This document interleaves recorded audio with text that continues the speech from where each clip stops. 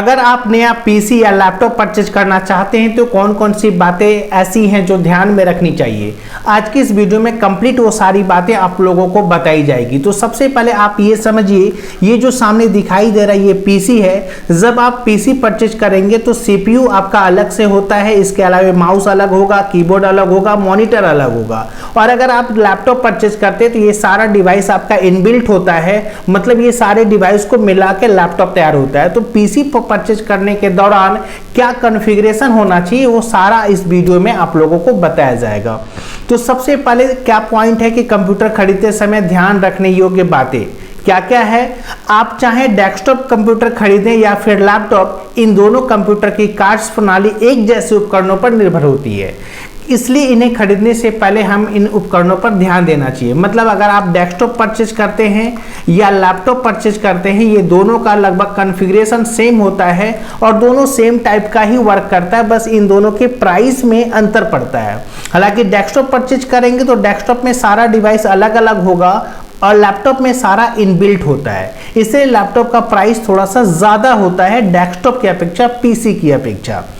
तो चलिए कॉन्फ़िगरेशन क्या क्या होना चाहिए, क्या क्या डिवाइस होना चाहिए जिस पर आपको ध्यान देना है।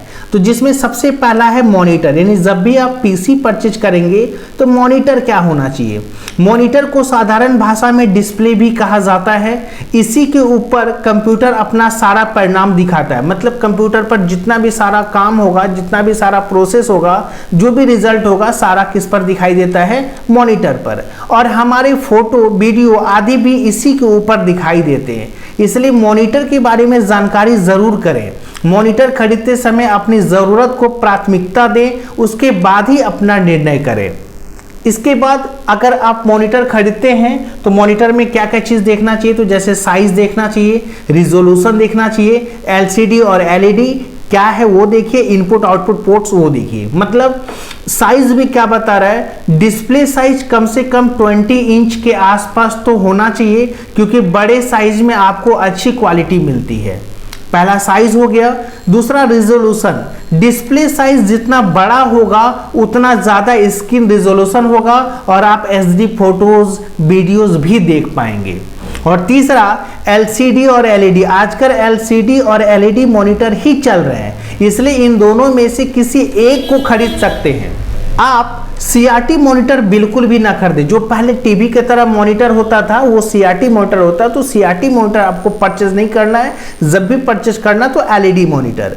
और इनपुट आउटपुट पोर्ट्स क्या कह रहा है, मॉनिटर खरीदते समय ये भी देखिए कि मॉनिटर कितने पोर्ट्स प्रोवाइड कराता है, ठीक है। इसके बाद दूसरा है प्रोसेसर, सबसे ज़्यादा इंपॉर्टेंट होता है कंप्यूटर और लैपटॉप में प्रोसेसर। प्रोसेसर को सीपीयू के नाम से भी जाना जाता है। जितना भी कंप्यूटर में प्रोसेसिंग होता है सारा प्रोसेसर में होता है। प्रोसेसर एक कंप्यूटर में चिप की तरह होता है और इसी के ऊपर कूलिंग फैन लगा रहता है ताकि प्रोसेसर हीट न करे। सीपीयू को कंप्यूटर का दिमाग कहते हैं, जो सभी इनपुट इंस्ट्रक्शन को प्रोसेस करता है और परिणाम देता है। प्रोसेसर जितना ज़्यादा तेज होगा उतनी ही तेजी से कंप्यूटर भी अपना काम करेगा। मतलब प्रोसेसर जितना ज़्यादा तेज, जितना ज़्यादा वाला लेंगे, जितना ज़्यादा तेज होगा उतना ही कंप्यूटर का प्रोसेसिंग भी तेज होगा। इसलिए प्रोसेसर का चुनाव समझदारी से करें और निम्न बातों का ध्यान रखें। यानी जब भी आप शॉप पे जाएंगे कंप्यूटर परचेज करने तो सबसे पहले शॉपकीपर आपसे प्रोसेसर के बारे में ही पूछेगा, क्योंकि पूरा का पूरा कंप्यूटर डिपेंड आपका प्रोसेसर पर, जितना भी सारा प्रोसेसिंग है सारा आपका प्रोसेसर पर डिपेंड है। इसलिए प्रोसेसर के बारे में पहले आप ध्यान रखें। क्या होना चाहिए, तो सबसे पहला फ्रीक्वेंसी, इसे गीगाहर्ट्ज में मापा जाता है, जैसे 1 गीगाहर्ट्ज, 2, 3 गीगाहर्ट्ज आदि। ज्यादा फ्रीक्वेंसी मतलब ज्यादा तेज प्रोसेसिंग, यानी जितना ज्यादा गीगाहर्ट्ज होगा उतना ज्यादा इसका प्रोसेसिंग तेज होगा।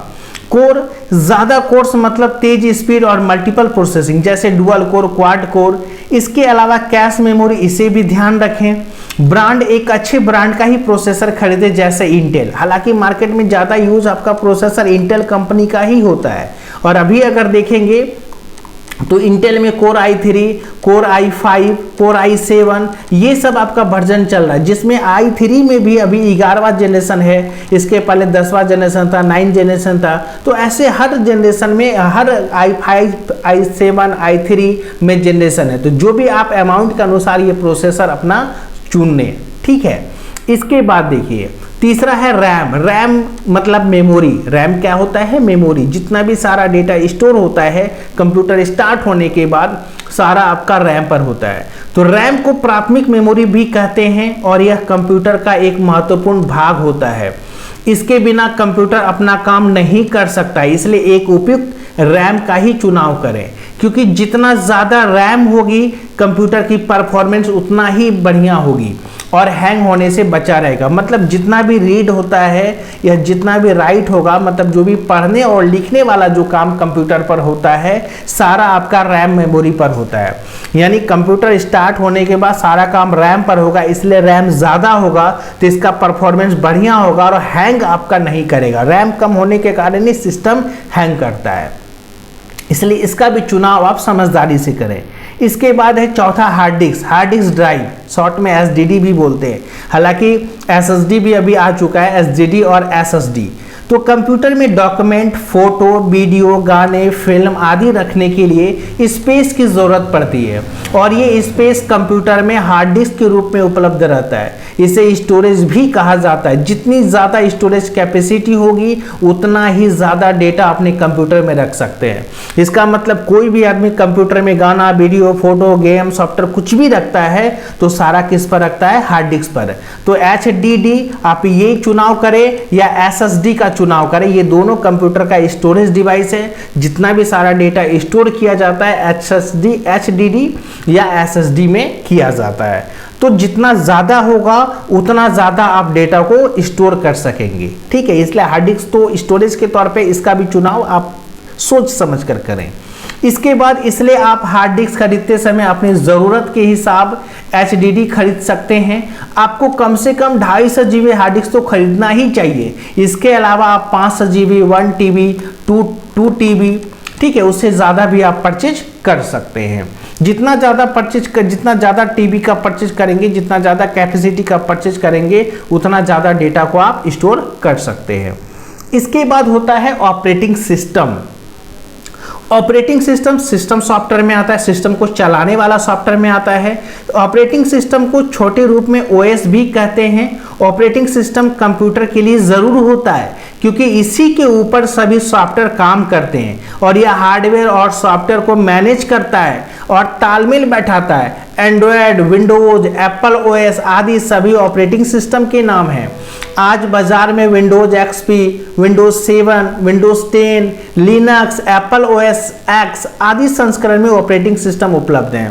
इसलिए आपको अपनी ज़रूरत के अनुसार वर्तमान में प्रचलित संस्करण खरीदना चाहिए, क्योंकि ऑपरेटिंग सिस्टम के अनुसार ही आप और आपका कंप्यूटर काम करने वाला है। अभी लेटेस्ट अगर देखेंगे तो विंडोज़ 11 आ चुका मार्केट में, लेकिन विंडोज़ 10 भी आप परचेज कर सकते हैं। अभी विंडोज़ 10 भी पूरी तरह मार्केट में चल रहा है, ठीक है। इसके बाद नेक्स्ट है अन्य उपकरण, मतलब उतना ध्यान में के अलावा और क्या क्या ध्यान में रखना है। ऊपर जिन उपकरणों की जानकारी दी गई है वह कंप्यूटर की परफॉर्मेंस और कार्य क्षमता का निर्धारण करते हैं। यानी इसके पहले हम जितना भी 5 पॉइंट आपको बताए वो सब परफॉर्मेंस और कार्य क्षमता का निर्धारण करते हैं, इसलिए उनका चुनाव सावधानी और समझदारी से करना चाहिए। मगर इसके अलावा भी कुछ अन्य कंप्यूटर उपकरण होते हैं जो कंप्यूटर के लिए आवश्यक होते हैं। मतलब उतना के अलावा आपको एक कीबोर्ड परचेज करना होगा, इसके अलावा माउस परचेज करना होगा, speaker, UPS uninterrupted power supply को दे कंप्यूटर और डायरेक्ट लाइन से चलाने के बाद क्या होता है, सिस्टम आपका बंद हो जाएगा, इसलिए उसको बैकअप देने के लिए अनइंटरप्ट ना हो पावर, इसलिए हम क्या करते हैं, यूपीएस का यूज करते हैं। हालांकि अगर आप लैपटॉप परचेज करते हैं तो लैपटॉप में यूपीएस का जरूरत नहीं पड़ता है। इस लैपटॉप अगर परचेज करते थे कीबोर्ड का जरूरत नहीं है, माउस का जरूरत नहीं है, स्पीकर का जरूरत नहीं है, यूपीएस का जरूरत नहीं है, ठीक है। यानी ये सब सारा जो है आपका लैपटॉप में इनबिल्ट रहता है। फिर भी अगर जरूरत पर अगर टाइपिंग करना होता है या सुविधा के लिए बहुत लोग ये अलग से ले भी लेते हैं। इसके अलावा प्रिंटर, इसके अलावा डीवीडी राइटर जो सीडी और डीवीडी कैसेट इंसर्ट करते हैं। हालांकि अभी लेटेस्ट लैपटॉप वगैरह परचेज करेंगे तो राइटर वगैरह नहीं मिलता है। जो भी डेटा इधर उधर करना होता है, ट्रांसफर करना होता है, पेन ड्राइव का यूज कर लिया जाता है। इसके अलावा एक्स्ट्रा ग्राफिक्स कार्ड लैपटॉप पे इनबिल्ट रहता है, लेकिन अगर आप पीसी परचेज करते हैं तो ग्राफिक्स कार्ड भी आपको परचेज करना होगा। और ग्राफिक्स कार्ड पर भी ध्यान रखेंगे ताकि जितना भी एडिटिंग वाला जो काम होता है, जो भारी भारी जो काम होगा वो ग्राफिक्स कार्ड के कारण होता है, इसलिए ग्राफिक्स कार्ड भी आपको ध्यान में रखना है। तो मतलब उतना के अलावा इन सब बातों को भी ध्यान में रखना चाहिए जब आप पीसी या लैपटॉप परचेज कर रहे हो। ठीक है, तो ये था सारा आपका कंप्यूटर से जुड़ी वो सारी बातें जो आप नया कंप्यूटर परचेज करेंगे तो आपको हमेशा ध्यान में रखना चाहिए। उम्मीद है दोस्तों ये वीडियो आपको पसंद आया होगा। वीडियो पसंद है वीडियो को लाइक कीजिएगा और चैनल पर पहली बार है तो चैनल को सब्सक्राइब कर बेल आइकन प्रेस कर लीजिएगा। चलिए मिलते हैं नेक्स्ट वीडियो में। जय हिंद।